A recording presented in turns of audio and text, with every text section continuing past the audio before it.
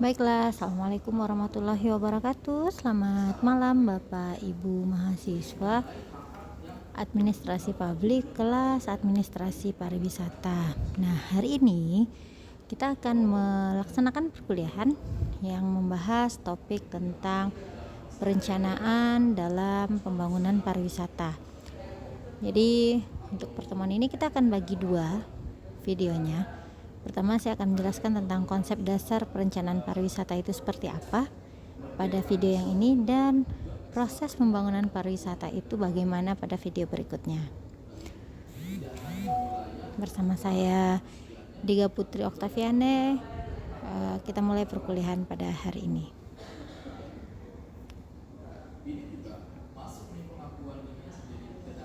Oke, baiklah. Kalau kita berbicara tentang perencanaan, nah kita pasti mengetahui bahwasanya perencanaan dalam suatu kegiatan itu sangat penting. Karena apa? Karena hasilnya akan menentukan berhasil atau tidaknya sebuah pembangunan. Seperti itu ya.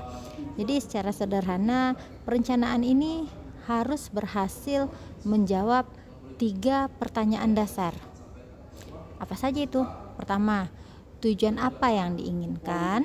Kemudian, kendala apa yang dimiliki, dan bagaimana cara mengatasi kendala tersebut untuk mencapai tujuan yang diinginkan. Nah, tapi sayangnya ya Bapak Ibu, dalam prakteknya perencanaan itu tidak sesederhana ini gitu. Kenapa? Karena perbedaan latar belakang dan fokus perhatian perencana akan mengakibatkan pula adanya perbedaan pendekatan perencanaan yang dipilih. Jadi semuanya itu tergantung kepada konteks, bahasan, dan tujuan yang diharapkan dari pembuatan rencana tersebut. Seperti itu. Nah, bagaimana untuk pariwisata?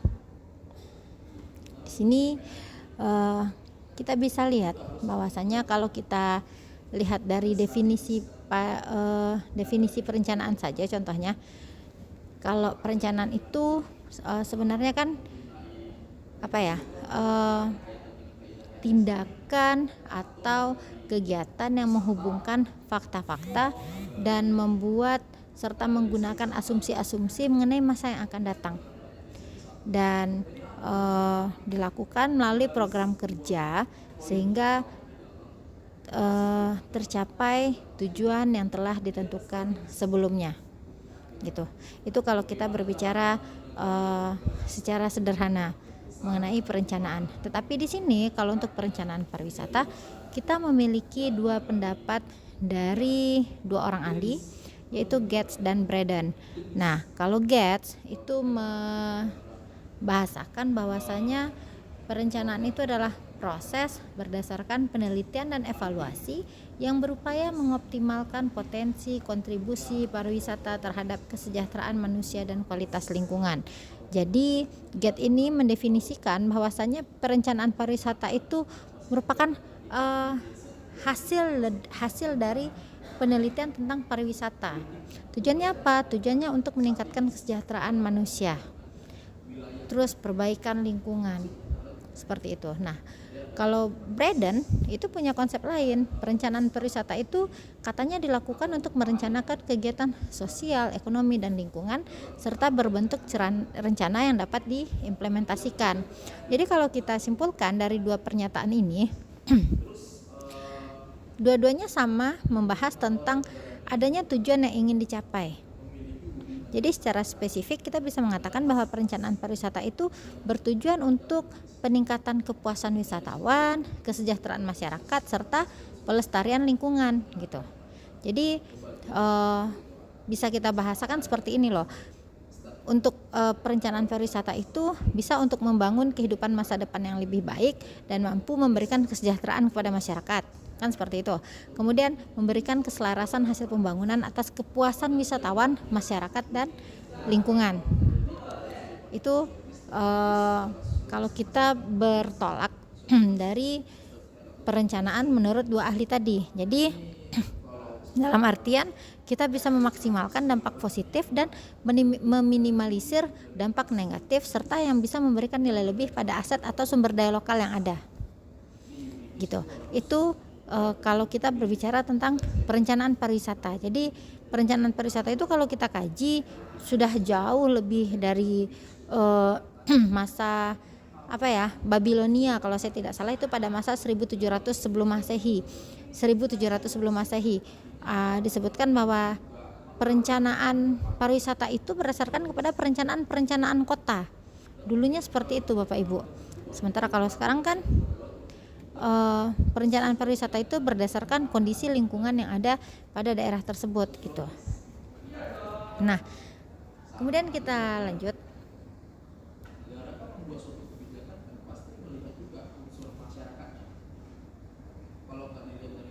Nah, ini merupakan alasan kenapa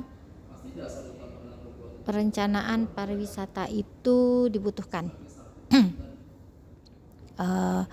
Jadi kalau kita lihat dari sini, pertama alasannya itu belum semua pemerintah dan swasta memiliki pengalaman dan kemampuan mengelola perkembangan pariwisata yang dinamis. Jadi kalau kita berkaca dari kondisi Indonesia ya Bapak Ibu semua, Indonesia itu memiliki sumber daya alam yang luar biasa, potensi yang luar biasa yang bisa kita kembangkan, baik itu dari segi ekonomi kreatif maupun pariwisata. Namun sayangnya tidak semua pemerintah daerah itu yang peka terhadap potensi yang dimiliki oleh daerah mereka masing-masing, sehingga mengakibatkan tidak terkelola dengan baik destinasi wisata yang seharusnya bisa dijadikan sumber pendapatan bagi pemerintah setempat beserta masyarakat sekitar, tapi malah tidak gitu. Kenapa? Karena minimnya pengalaman serta kemampuan dalam pengelolaan perkembangan pariwisata pada daerah tersebut. Nah, ini kembali lagi kepada pemerintah setempat. Dalam hal ini kalau kita berbicara di Minangkabau itu dikembalikan kepada pemerintah nagarinya. Mampu atau tidak, berpengalaman atau tidak, seorang pemerintah nagari memiliki mengembangkan potensi wisata yang ada di daerah mereka. Kemudian alasan keduanya yaitu kebutuhan sektor publik dan privat untuk merencanakan lokasi sumber dayanya.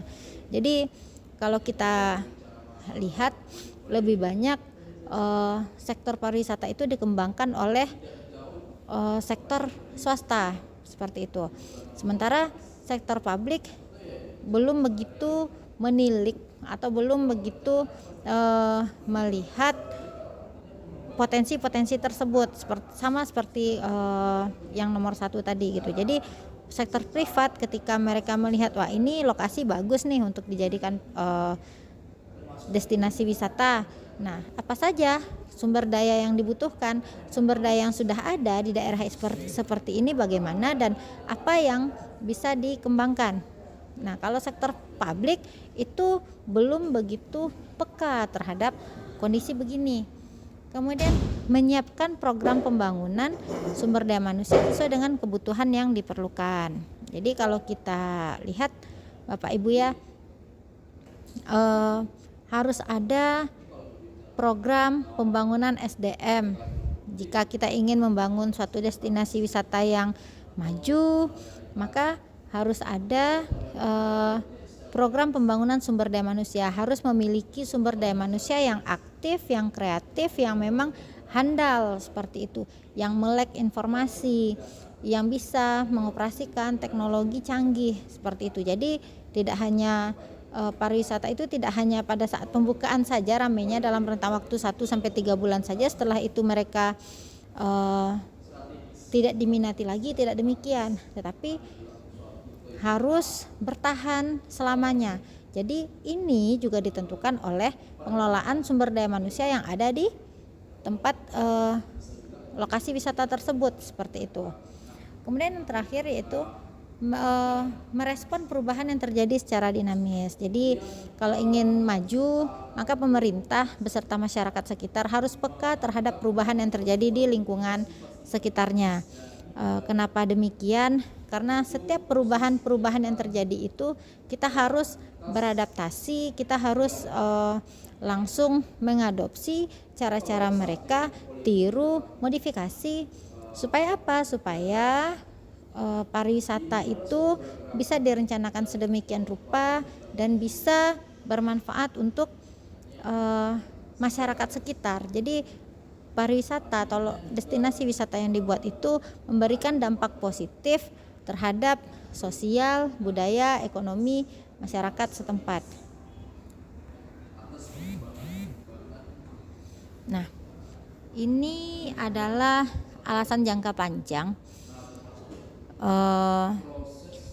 Alasan jangka panjang dibutuhkannya destinasi wisata.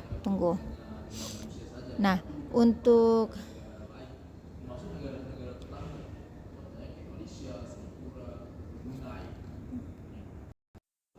jadi jika kita lihat misalnya dinamika perkembangan pariwisata yang sangat pesat saat ini, maka diperlukannya lah sebuah perencanaan yang tidak hanya bersifat komprehensif tetapi juga bersifat dinamis gitu.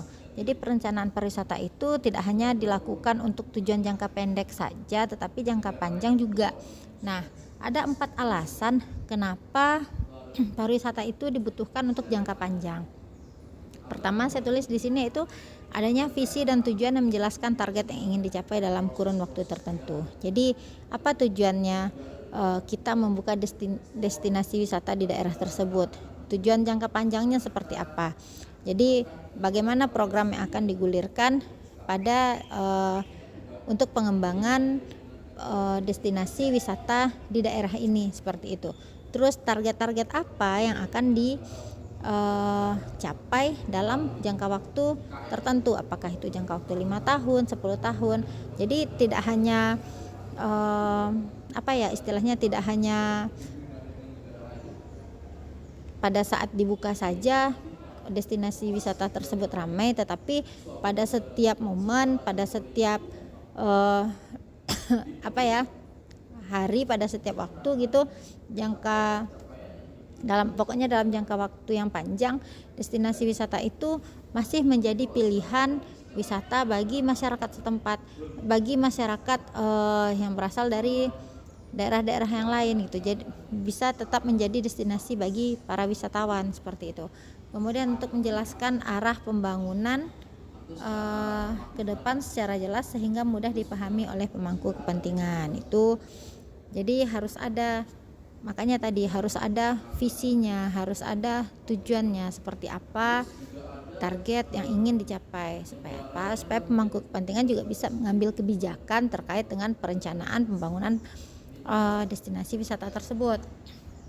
Kemudian mengidentifikasi peluang yang bermanfaat untuk tujuan pengembangan pariwisata. Nah, dalam perencanaan pariwisata itu juga dibutuhkan yang namanya analisis SWOT untuk melihat kekuatan yang dimiliki oleh daerah wisata tersebut seperti apa, kelemahannya bagaimana, setelah itu peluangnya apa, peluang yang bisa dimanfaatkan, kemudian ancamannya bagaimana. Jadi supaya apa? Supaya bisa menghandle atau bisa mengantisipasi setiap ancaman yang ada. Jadi dengan cara mengidentifikasi peluang, potensi wisata itu maju jadi lebih besar seperti itu.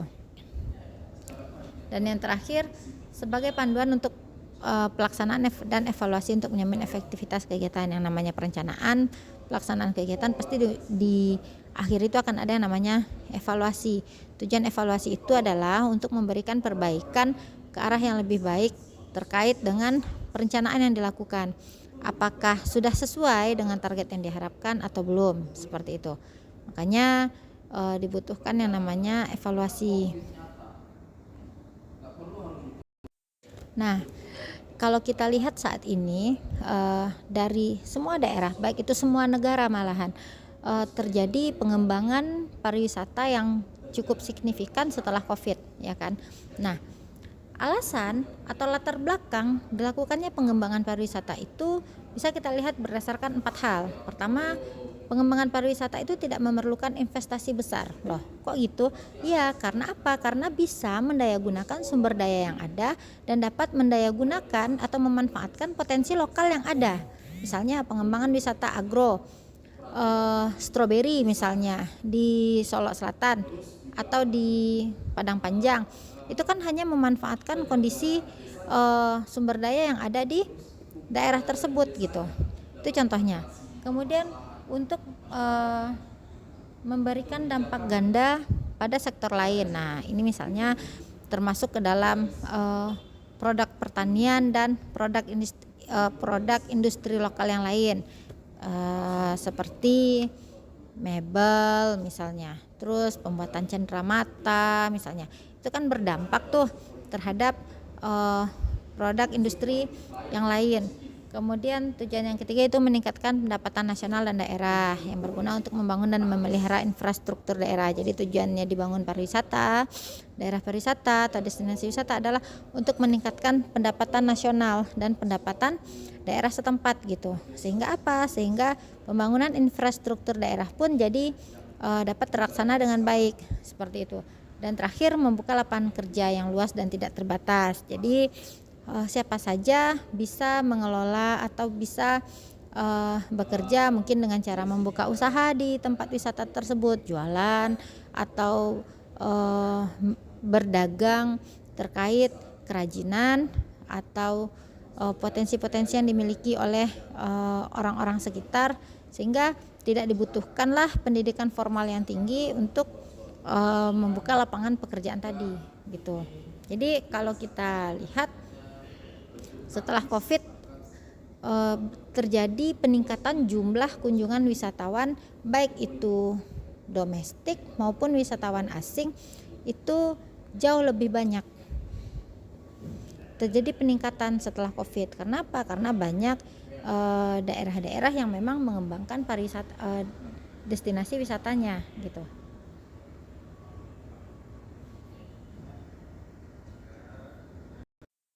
Nah, ini dia, kalau kita membahas mengenai pariwisata yang terus berkembang, akhirnya terdapatlah berbagai perbedaan pandangan mengenai pariwisata itu sendiri.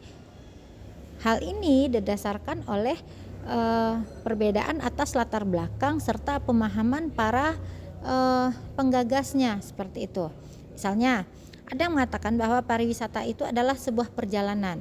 Ini kita bisa melihat berdasarkan Undang-Undang Nomor 10 Tahun 2009, di mana konsep ini melihat berdasarkan fenomena pergerakan wisatawan dari negara asalnya atau dari satu daerah menuju destinasi wisata seperti itu. Jadi konsep ini dianggap penting karena apa? Karena ada destinasi sebagai tujuan dari wisata tersebut gitu. Kemudian ada juga yang mengatakan bahwasanya pariwisata itu sebagai kebutuhan dasar. Ini sebenarnya perkembangan dari teori Maslow ya, Bapak Ibu semua. Jadi pada konsep ini mereka menekankan pentingnya upaya untuk memperhatikan kepuasan wisatawan dan mendorong variasi bentuk-bentuk wisata sesuai dengan kebutuhan wisatawan. Misalnya wisata bahari, wisata religi, begitu.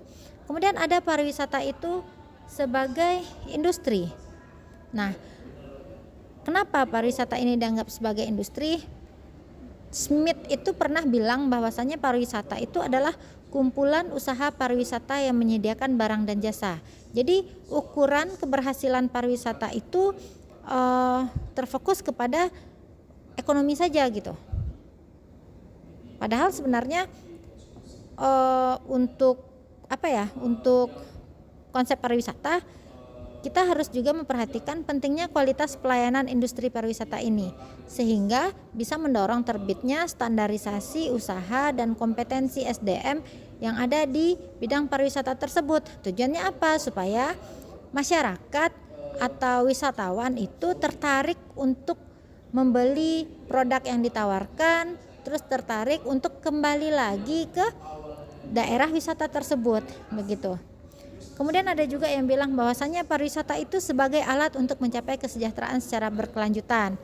Ini sebenarnya pembangunan pariwisata itu harus melihat bagaimana cara melestarikan lingkungan gitu.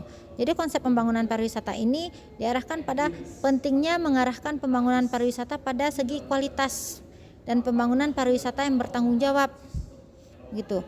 Nah, fokusnya ini diarahkan pada konsep pembangunan pariwisata yang berkelanjutan, pembangunan yang berbasis kepada lingkungan seperti itu. Itu merupakan latar belakang atau perbedaan pandangan terhadap pariwisata. Jadi kalau untuk poin nomor 4 kita bisa mengatakan bahwasanya eh, pendekatan ini bisa dikategorikan merupakan pendekatan yang tepat untuk menjaga keberlangsungan kehidupan destinasi pariwisata. Bisa dilihat dari sisi lingkungan fisik, ekonomi, sosial budaya gitu, dan konsep ini juga bertitik berat pada pembangunan dengan memperhatikan kapasitas daya dukung lingkungan destinasi pariwisata tadi gitu. Jadi itu merupakan perbedaan cara pandang ahli terhadap pariwisata tadi. Nah, ini lagi. Kalau kita lihat pendekatan atau cara pandang yang dapat digunakan untuk perencanaan pembangunan pariwisata itu ada sekitar 5 buah. Nah, pertama kita lihat bahwasanya ada pendekatan secara kontinu, inkremental, dan fleksibel. Nah, maksudnya seperti apa ini? Maksudnya itu perencanaan ini dianggap berjalan secara tetap atau hanya terjadi perubahan eh, kecil yang tidak signifikan gitu. Jadi apa yang direncanakan itu ya sampai di sana saja gitu. Tidak ada terjadi perubahan yang signifikan terhadap rencana yang telah disusun tadi. Nah, penyesuaian dilakukan pada perencanaan ini atas dasar masukan yang berdasarkan hasil monitoring dan umpan balik. Tapi balik lagi, tetap dalam kerangka dasar yang telah ditetapkan. Nah, itu kalau kita melihat pendekatan secara kontinu. Jadi pendekatan ini sebenarnya kalau kita lihat Bapak Ibu ya, ini memiliki kelemahan gitu. Kelemahan dalam memperkirakan kemungkinan perubahan yang cepat dalam pariwisata. Kenapa? Karena ini berbasis kepada pertumbuhan dan permintaan aktual. Jadi sebenarnya terlalu kaku. Jadi cenderung terkesan pesimis lah seperti itu. Kemudian kita melihat ada pendekatan sistem yang menjelaskan keterkaitan hubungan antar subsistem. Nah, pada pendekatan ini dilihat sebuah destinasi pariwisata itu tidak hanya sebagai sebuah destinasi tunggal, tetapi saling terkait satu sama lain. Bahkan dalam destinasi pariwisata itu sering terjadi yang namanya interaksi antar elemen-elemen di dalamnya. Begitu terus. Nah, itu yang terjadi kalau kita lihat pendekatan sistem. Kemudian ada yang namanya pendekatan komunitas. Seperti itu. Nah, pendekatan komunitas ini dianggap penting. Kenapa? Untuk menjelaskan sejauh mana pentingnya keterlibatan komunitas dalam proses perencanaan gitu.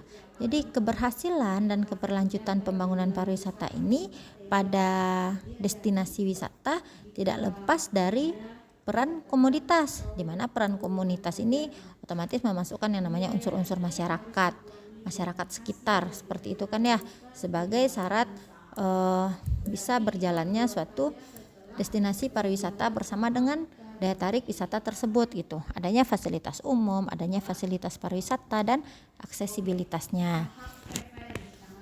Kemudian kalau kita lihat yang keempat itu pendekatan pembangunan berkelanjutan. Nah, ini lagi. Kalau kita berkaca dari perbedaan pandangan para ahli tadi. Nah, pada pendekatan pembangunan berkelanjutan tadi, ini bisa kita jelaskan bahwasanya bentuk perencanaan ini dilakukan dengan cara memberikan perhatian yang besar pada keberlangsungan hidup lingkungan dan memastikan bahwasanya tidak terjadi kerusakan terhadap sumber daya alam yang ada. Itu kalau kita lihat dari pendekatan pembangunan yang berkelanjutan. Kemudian ada lagi yang terakhir itu pendekatan terintegrasi. Nah, kalau pendekatan terintegrasi itu gimana? Bahasanya gimana ya? Yang namanya perencanaan itu terintegrasi antar komponen di dalamnya. Demikian pula dengan berbagai perencanaan lain yang ada di area yang sama. Jadi perencanaan pariwisata itu bukan merupakan satu-satunya perencanaan yang ada pada sebuah destinasi, tetapi ada perencanaan sektor dan regional lainnya. Misalnya ada rencana yang namanya rencana tata ruang wilayah, rencana kawasan lindung, yang mana antara rencana tata ruang wilayah, rencana kawasan lindung itu saling berhubungan satu sama lain dengan perencanaan pariwisata tadi, seperti itu. Jadi untuk pertemuan kali ini demikian penyampaian saya terkait perencanaan pembangunan pariwisata. Saya ucapkan terima kasih banyak atas partisipasinya. Assalamualaikum warahmatullahi wabarakatuh.